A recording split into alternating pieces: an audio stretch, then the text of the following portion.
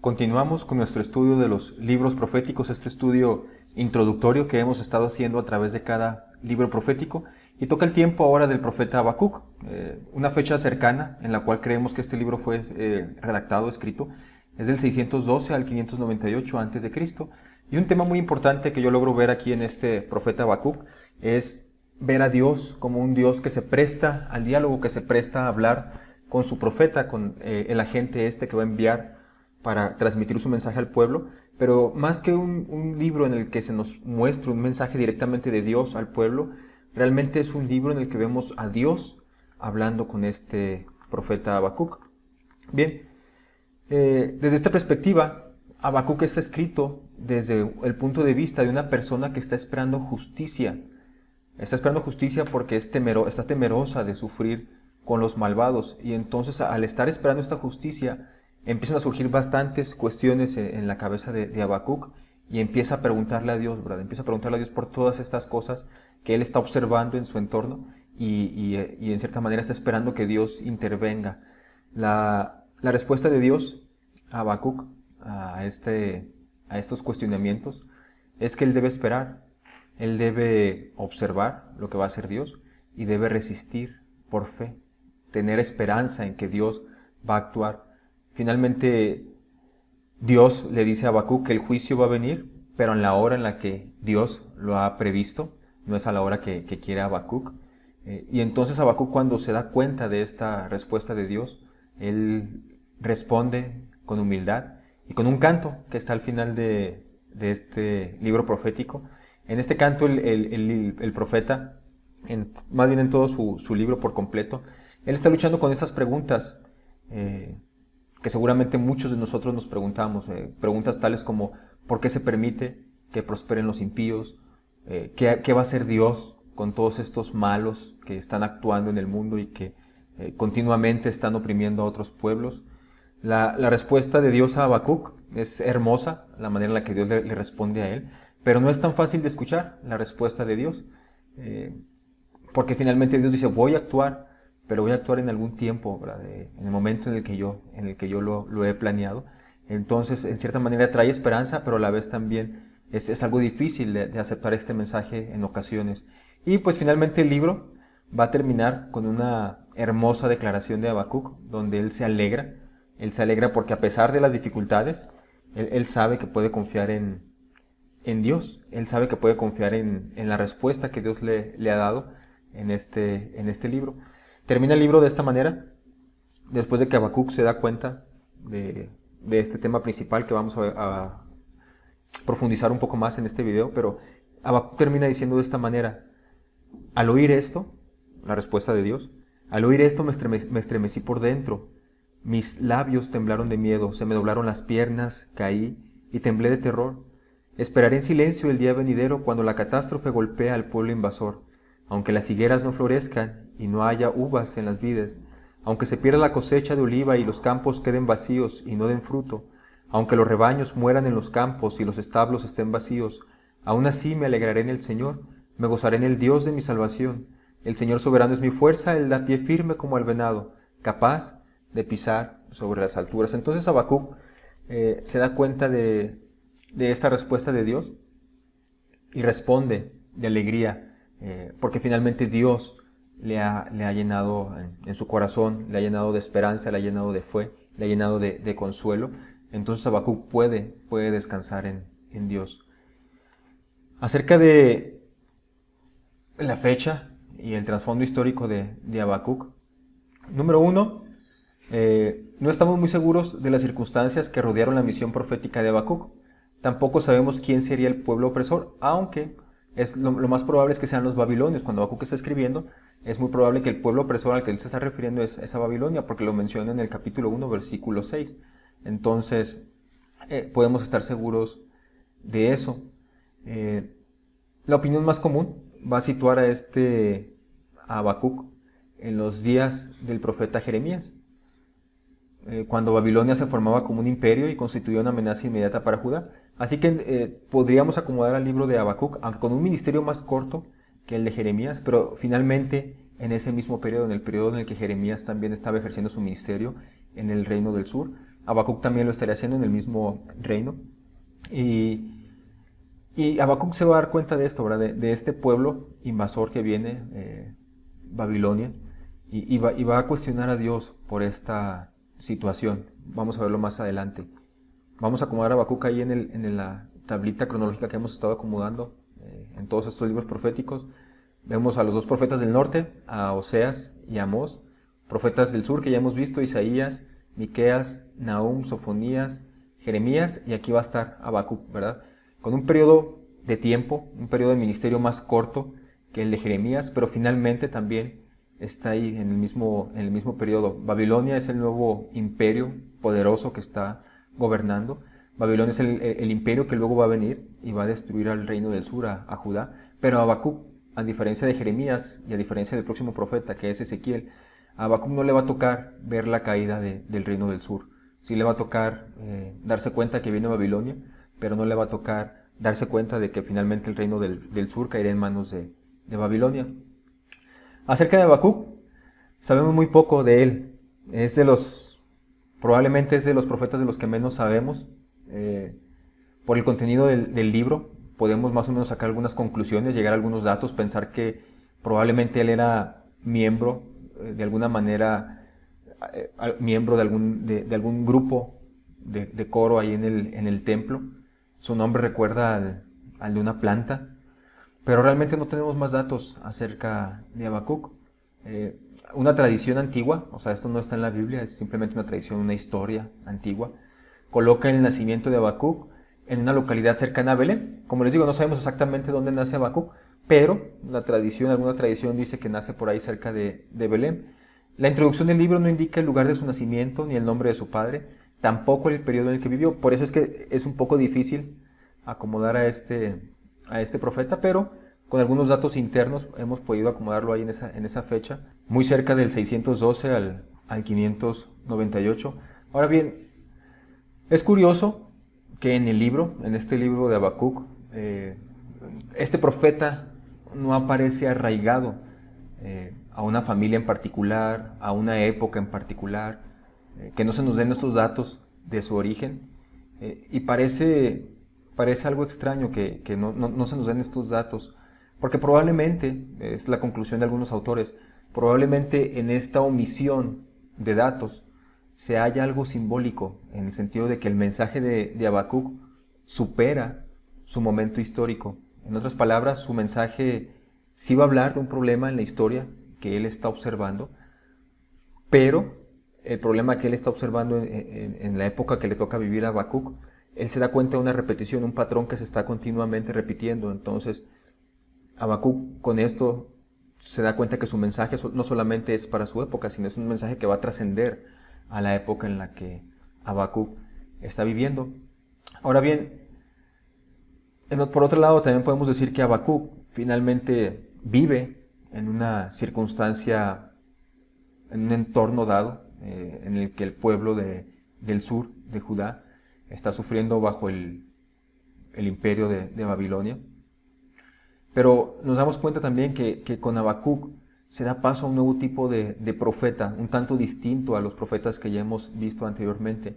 En este profeta, ya dijimos contemporáneo de Jeremías, nos damos cuenta que Habacuc llega a tener un diálogo con Dios, a diferencia de los otros profetas que simplemente se atenían a recibir la palabra de Dios y a transmitirla al pueblo. Aquí no, aquí Habacuc toma una iniciativa, desde el comienzo de su libro nos damos cuenta de esto, toma la iniciativa, le pregunta a Dios, en cierta manera le exige una respuesta y se sienta a esperar por la respuesta de Dios. Entonces en Habacuc vemos que esta profecía se convierte en un diálogo entre el profeta y Dios, un diálogo del que finalmente va a salir la enseñanza para sus contemporáneos y para las generaciones futuras, pero también un diálogo en el que nos podemos dar cuenta que surge de mucho tiempo de reflexión, ¿verdad? De estar observando continuamente lo que está sucediendo en su entorno que a Habacuc le toca vivir y luego finalmente plasmarlo en su obra. Quizás una de las obras más profundas del Antiguo Testamento en lo personal, me encanta el libro de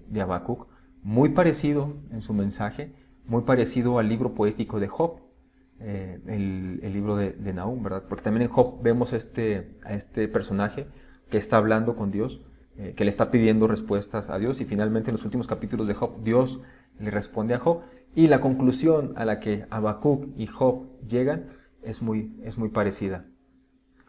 La novedad de Habacuc es lo que les acaba de platicar hace un momento. La novedad es que se atreve en cierta manera a pedirle a Dios que explique su manera extraña de gobernar al mundo, ¿verdad? Que le diga, ¿cómo es posible, Dios? Y más o menos es porque surge del tema, y el tema es más o menos esto. Básicamente Habacuc, en un primer punto, se da cuenta de que su pueblo, o en cierta manera está rodeado de gente pecadora. Él no se considera a sí mismo como un pecador, él se considera así como un justo. Y le dice a Dios, bueno Dios, ¿cuándo vas a venir y vas a acabar con estos que están haciendo maldades dentro de tu pueblo, ¿verdad? Porque es que te das cuenta que el impío está haciendo toda esta maldad y no haces nada. En esta manera Habacuc como que se separa. Él dice, hay gente dentro del pueblo, habemos quienes somos buenos, pero están los malos, y estos malos realmente hacen cosas bastante terribles, tremendas.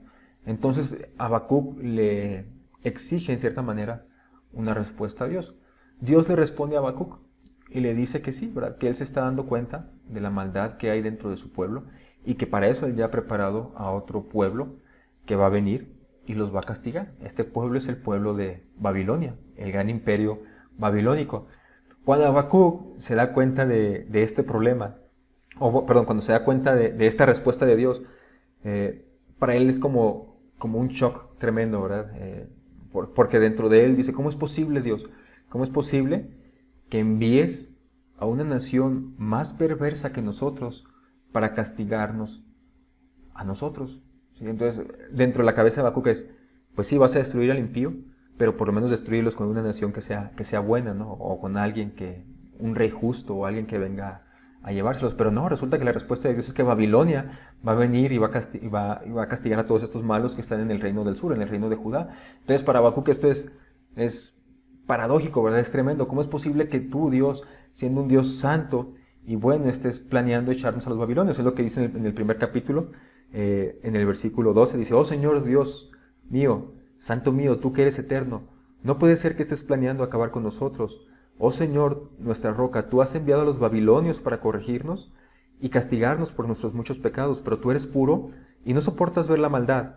¿Serás indiferente ante la traición de ellos?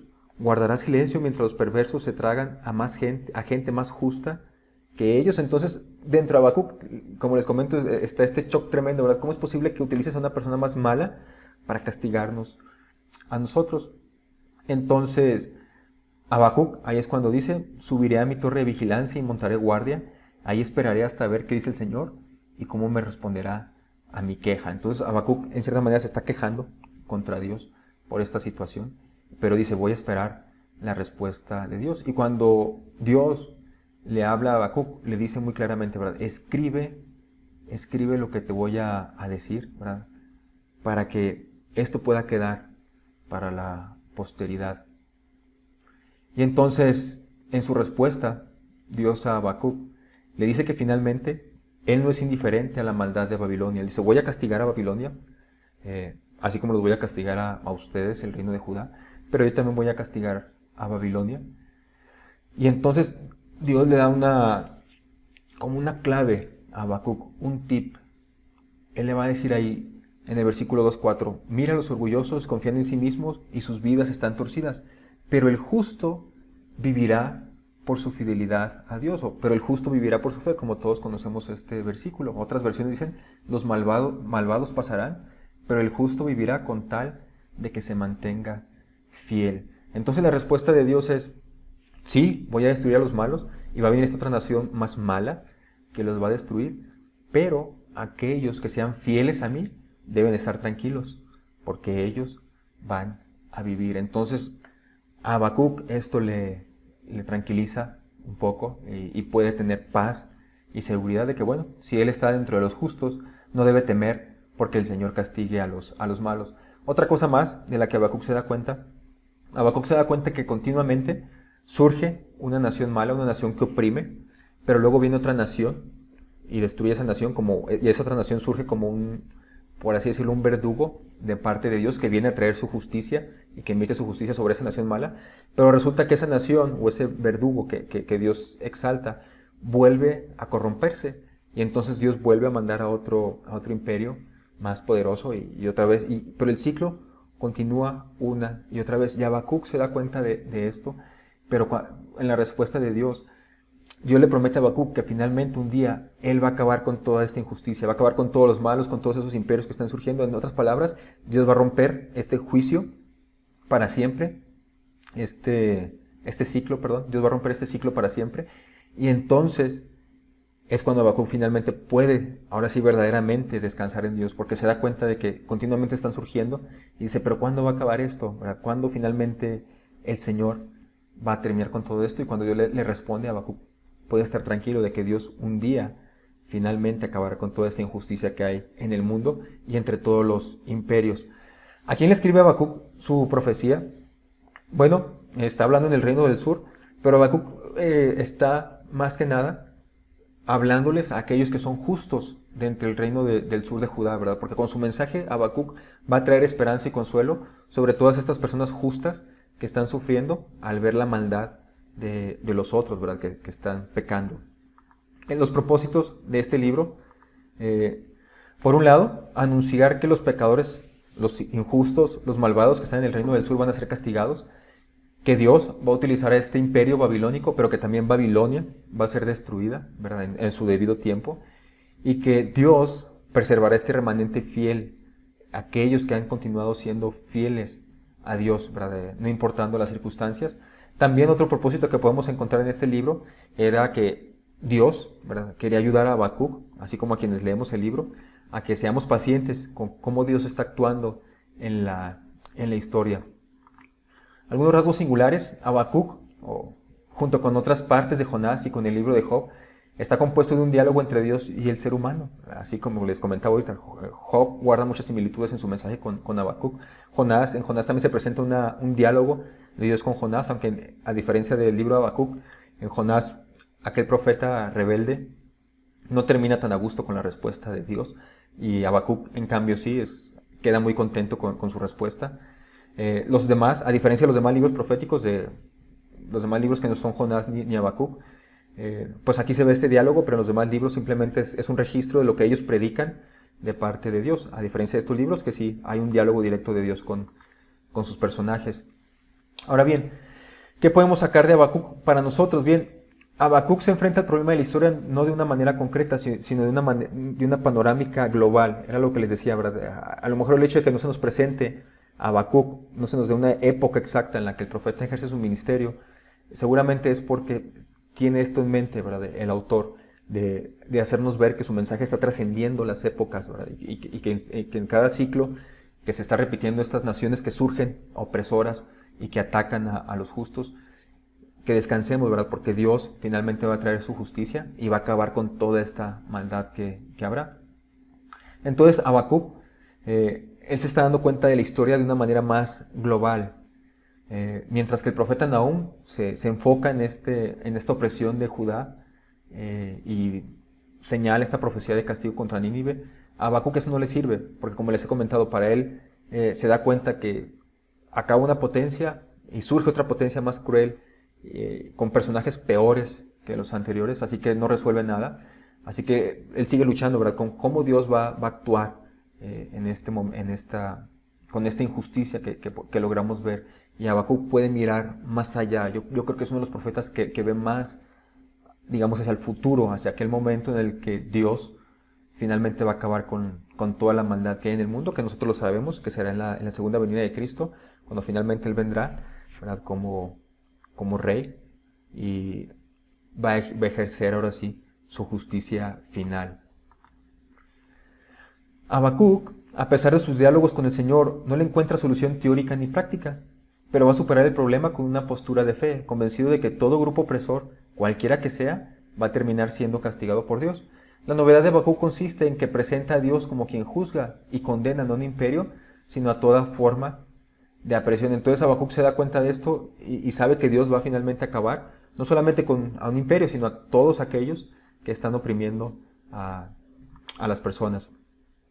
Pero eso es lo importante. Podríamos decir que el mayor mensaje de este profeta no radica en el contenido teológico de su obra, aunque es muy importante, sino en la postura vital que él adopta, y es el asunto donde él dialoga con Dios, ¿verdad? Le trae a Dios lo que Habacuc está sintiendo, ¿verdad? Sus inconformidades por cómo ve que Dios está actuando, lo que sea.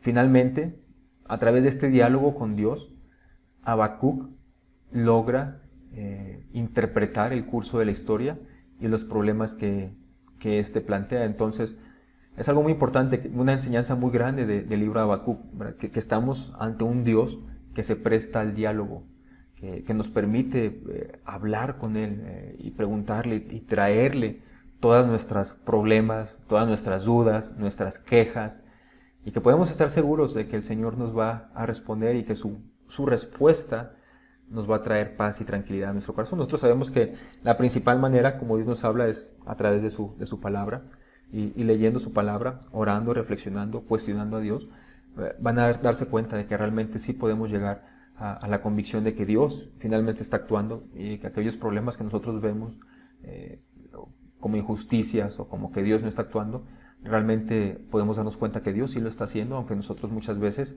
no logramos verlo. Entonces, pero todo esto se logra solamente dialogando con Dios, y es lo que me encanta de este libro de Nahum, donde vemos a un Dios que se presta, ¿verdad? Que se presta a este diálogo, que no es cerrado, y que trae su respuesta a este profeta, que en ese momento tenía una duda existencial bastante grande. Bien, ¿qué aprendemos acerca de Dios aquí en Nahum? Por un lado, la justicia divina, en cierta manera. Habacuc recibe esta revelación de que los reinos invasores van a ser castigados de alguna manera. Entonces él puede lograr ver aquí el plan de Dios, ¿verdad? Cómo es que nada se escapa a la justicia de Dios, y va a cantar finalmente Habacuc celebrando el júbilo de contemplar a Dios que viene a salvar a su pueblo. Entonces Habacuc se da cuenta de que finalmente Dios sí está ejerciendo su justicia aquí en la tierra, que Él no es indiferente a los problemas que estamos viviendo los seres humanos, solamente que muchas veces nuestros tiempos, a veces somos más apresurados nosotros, o no sé cómo explicarlo, pero muchas veces nuestros tiempos no coinciden con los tiempos de Dios, pero podemos esperar y confiar, tener fe de que Dios va a actuar. La respuesta que Dios le da a Habacuc, como lo hemos venido comentando en todo el video, la respuesta que Dios le da a Habacuc añade algo inesperado para él, porque la justicia de Dios es algo universal. En otras palabras, va a castigar a su pueblo, ¿verdad? El pueblo de Judá. No solamente va a castigar al pueblo de Babilonia, también va a castigar al pueblo de Judá, pero aún ahí entre los de Babilonia, aún ahí entre los de Judá, aún ahí entre todos estos imperios que van a estar surgiendo paulatinamente y cíclicamente en toda la historia, Dios va a salvar a aquellos que tengan alma recta. El justo vivirá por su fe. Entonces, Dios le abre a Habacuc el panorama, ¿verdad? Diciéndole, no solamente voy a salvar a los de Judá, no solamente voy a salvar a los de Babilonia, ¿verdad? Voy a salvar a todos aquellos justos del mundo, de las opresiones que están sufriendo. Entonces, la respuesta de Dios tiene doble... es sorpresiva, digamos, en dos maneras. Por un lado, Dios va a acabar con toda la maldad, y por el otro lado, Dios va a salvar a todos los justos de todo el mundo. Algo que para Habacuc seguramente era algo sorprendente escuchar a Dios hablar de eso. Y es parte del mensaje de Habacuc. Realmente, si ustedes lo logran leer desde esta perspectiva, ¿verdad? De donde Dios se presta para el diálogo y cómo el profeta llega a tener la tranquilidad en Dios, en su respuesta, creo que va a ser un libro muy bueno para nosotros cuando estamos sufriendo todas estas dificultades que se nos presentan aquí en la vida terrenal. Créanmelo, un libro pequeño, corto, 3 capítulos.